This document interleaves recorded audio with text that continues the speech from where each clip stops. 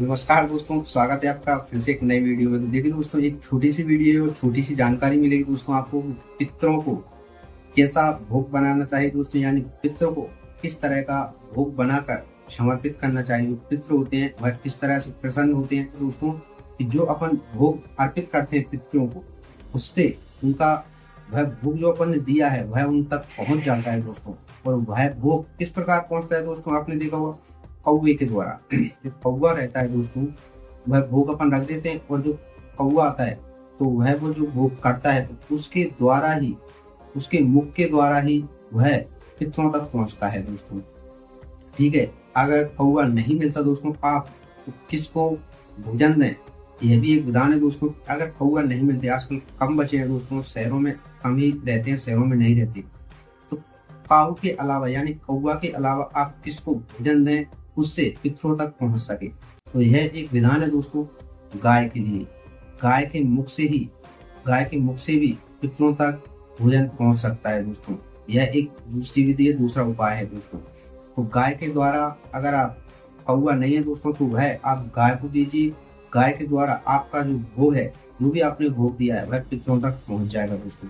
ठीक है, अब भोग किस तरह का बनाना चाहिए दोस्तों, देखिए आप खीर बनाइए, कोई मिष्ठान बनाइए, मालपुए बनाइए, चिटपिटी चीज भी बना सकते हैं दोस्तों आप, जैसे चिटपिटी पकौड़ी हुई, ठीक है, सब्जी हुई और रोटी भी हुई, पूड़ी भी हुई। आप जो आपकी मर्जी हो, जो आपकी मर्जी हो खिलाने की, वह आप सब खिला सकते हैं दोस्तों। लेकिन एक चीज का ध्यान रखिए दोस्तों, बहुत महत्वपूर्ण बात है। किसी भी देवी देवता हो या आप पितृ हो, पितरों को भोजन अर्पित कर रहे हो या किसी भी देवी देवता को भोग अर्पित कर रहे हो, उसमें लहसुन और प्याज नहीं होना चाहिए। यह बहुत महत्वपूर्ण जानकारी दोस्तों। क्यों? क्योंकि दोस्तों आपने अभी तक देखा होगा, जितने भी देवी देवताओं को भोग लगाए जाते हैं, कृष्ण जन्माष्टमी पर 56 भोग लगाए जाते हैं कृष्ण भगवान को, लेकिन सारे भोग अलग रहते हैं दोस्तों। क्यों अलग रहते हैं? सब यही रहते हैं दोस्तों, लेकिन उनमें एक ही विधान है। कोई सा भी भोग आप समर्पित कर सकते हैं वह, लेकिन एक उसका एक ही नियम है दोस्तों, क्योंकि उसमें लहसुन प्याज नहीं होना चाहिए। बस आप कुछ भी खिला सकते हैं, जो आपकी मर्जी हो वह भोग आप बना सकते हैं। केवल एक ही विधान है दोस्तों, उसमें लहसुन प्याज नहीं डालिए और आप कुछ भी भोग बनाकर दे सकते हैं, वह पितरों तक पहुंच जाएगा। यह दो महत्वपूर्ण नियम है दोस्तों। कौवा के द्वारा, या कौवा नहीं मिलते दोस्तों तो आप गाय को दीजिए। गाय के द्वारा आपका जो भी भोग है वह पितरों तक पहुंच जाएगा।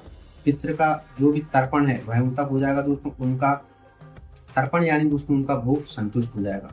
अब वह एक पितृ है दोस्तों, तो वह ऐसा तो है नहीं कि रोज खाना खिलाएं, ऐसा तो है नहीं अपने जैसे।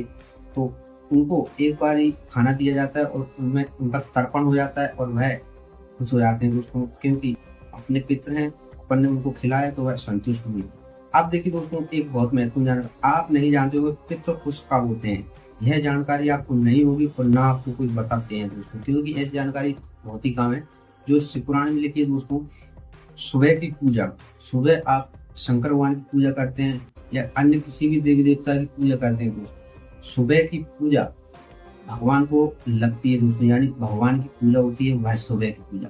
और जो पूजा आप शाम को करते हैं, शाम को पूजा कोई नहीं करता दोस्तों, अधिकतर बहुत ही कम लोग हैं जो शाम को पूजा करते हैं, लेकिन शाम को पूजा करना चाहिए दोस्तों। क्यों? क्योंकि सुबह की पूजा भगवान को लगती है दोस्तों, जो आप सुबह पूजा करने के बाद भगवान को जाती है और भगवान उससे खुश होते हैं। शाम की पूजा दोस्तों वह पितरों को जाती है। यह विधान है दोस्तों, यह माँ शिव पुराण में बताया गया है। ऐसी जानकारी आपको नहीं होगी और ना आप जानते होंगे दोस्तों, इसलिए मैं आपको बता रहा हूँ दोस्तों।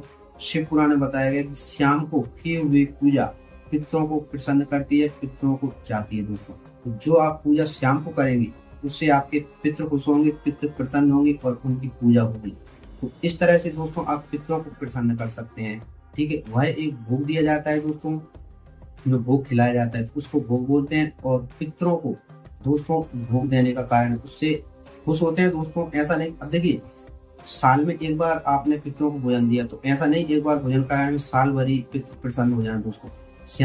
शाम काल की पूजा पितरों को प्रसन्न रखती है और सुबह काल की पूजा देवताओं को प्रसन्न रखती है। यह विधान है, यह महत्वपूर्ण है, पुराण में बताया गया दोस्तों। इसलिए दोस्तों आप यह कार्य अवश्य करें दोस्तों, कि कोई सा भी भोग लगा सकते हैं आप, उसमें केवल लहसुन प्याज ना हो। ठीक है, दूसरा नियम दोस्तों कि आप कौवा न मिले तो गाय को दे सकते हैं, उसके द्वारा भी पितरों को भोग पहुंच जाता है। देखिए दोस्तों, बहुत महत्वपूर्ण जानकारी। अब आप एक मन में एक क्वेश्चन चल रहा होगा दोस्तों, या नहीं चल रहा होगा तो मैं बता देता हूँ। कौवा के द्वारा या गाय के द्वारा पितरों को भोग क्यों पहुंच जाता है दोस्तों? इसका बहुत महत्वपूर्ण रहस्य है दोस्तों, आपको नहीं पता होगा। आप जो अग्नि में भोग देते हैं ना दोस्तों, तो जिस देवी देवता को भोग देते हैं वो उन तक पहुंच जाता है। बहुत महत्वपूर्ण जानकारी है, बहुत महत्वपूर्ण नियम है। सुनते रहिए दोस्तों शिव पुराण, आपको जानकारी मिलेगी बहुत सी। भोग देने का, भोग अग्नि पर ही क्यों दिया जाता है? तो ऐसा नहीं है दोस्तों, आप ऐसे तो कहीं पर भी भोग दे दें, जमीन पे दे दें, कहीं पर नहीं। जो भोग अग्नि पर दिया जाता है वही देवी देवताओं तक पहुंचता है, अन्यथा नहीं पहुंचता। यह विधान, इसकी बहुत महत्वपूर्ण, बहुत रहस्यमय कहानी है दोस्तों, आपको आगे मालूम चलेगी। ठीक है, ऐसी बहुत सी बातें हैं दोस्तों। अगर आप चाहें, आपके मन में कोई भी क्वेश्चन हो तो आप कमेंट में पूछिए दोस्तों, मैं आपको उसका संशोधन करके उसका आंसर अवश्य दूंगा दोस्तों। तो यही जानकारी दोस्तों, आप पितरों को इस तरह से खुश रख सकते हैं, और आपकी जो मर्जी हो वह आप बनाइए दोस्तों, लेकिन लहसुन प्याज मत रखिए उसको। लहसुन प्याज का बहुत महत्वपूर्ण विधान दोस्तों, आपको बता दूं लहसुन प्याज क्यों नहीं खाना चाहिए। संत बोल देते हैं बस लहसुन प्याज छोड़ दो, और आपने छोड़ दिया, दिमाग ही नहीं लगाते दोस्तों। ऐसा नहीं है दोस्तों, लहसुन प्याज खूब खाइए, मैं कहता हूँ खूब डट कर खाइए, कोई बुरी बात नहीं है दोस्तों, कोई भी उसमें बुराई नहीं है खाने में, क्योंकि वह एक फल है। अब रही बात दोस्तों, तो आप गुरुओं की बात पर ज्यादा विश्वास करते हैं, मैं जो बोल रहा हूँ उस पर नहीं करेंगे दोस्तों, क्योंकि किस वेद में, किस वेद में लिखा है दोस्तों कि लहसुन प्याज वर्जित है, इंसान के लिए नहीं खाना चाहिए। इसलिए मैं मेरे दिमाग से दोस्तों बता रहा हूँ, किसी भी वेद में यह नहीं लिखा कि लहसुन प्याज का इस तरह से जन्म हुआ है। ठीक है, वह एक फल है दोस्तों, जिस तरह से आलू उगता है उस तरह से जमीन में उगता है। लेकिन लहसुन प्याज क्यों नहीं खाना चाहिए, कब नहीं खाना चाहिए, ठीक है, इसकी बहुत ही महत्वपूर्ण वीडियो बनाऊंगा दोस्तों मैं। अगर आप जानना चाहते हैं कि लहसुन प्याज क्यों नहीं खाना चाहिए, किसको नहीं खाना चाहिए, कब कब नहीं खाना चाहिए, मैं तो कहता हूँ खूब खाइए दोस्तों, लेकिन उसके नियम है आपको कब लहसुन प्याज नहीं खाना चाहिए। ठीक है, वैसे तो खूब खाइए, कोई उसमें बुराई नहीं है दोस्तों। अगर आप चाहें तो कमेंट में बताइए, मैं इसकी एक वीडियो अवश्य बना दूंगा दोस्तों आपको जानकारी के लिए। ठीक है, तो देखिए दोस्तों, यही थी पितरों के बारे में जानकारी। अगर आपको ये छोटी सी जानकारी अच्छी लगी हो, इस चैनल को सब्सक्राइब अवश्य कर लें दोस्तों, क्योंकि इस चैनल पर आपको महाशिव पुराण बुक में लाइव पढ़कर सुना रहा हूँ दोस्तों, जिसमें आपको संपूर्ण और सत्य जानकारी प्राप्त होगी। तो देखिए दोस्तों, अगर आपको ये वीडियो भी अच्छी लगी हो तो एक लाइक अवश्य कर दें दोस्तों। मिलते हैं नेक्स्ट वीडियो में, तब तक के लिए जय श्री।